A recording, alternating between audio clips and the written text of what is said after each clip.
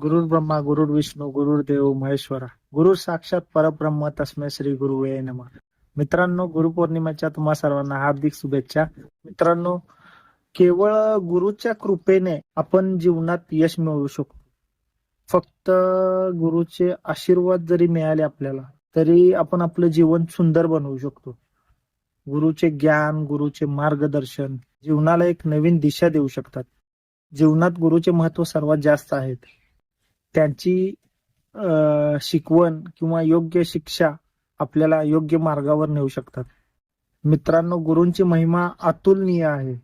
त्यांच्या कृपेनेच आपण जीवनाच्या योग्य मार्गावर चालतो.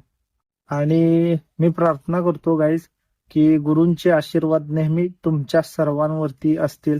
आणि जसे गुरुदत्तांनी 24 गुरु मानले होते, म्हणजे आपल्या स्वभावतली जे असणारे घटक आहेत जसे जल, पृथ्वी, प्राणी, पक्षी, तसे 24 गुरु मानले होते गुरुदत्तांनी.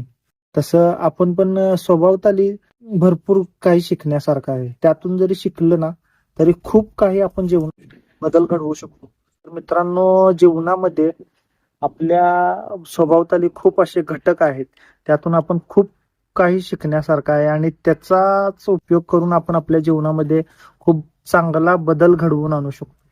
म्हणजे कुठं जायची गरज नाही.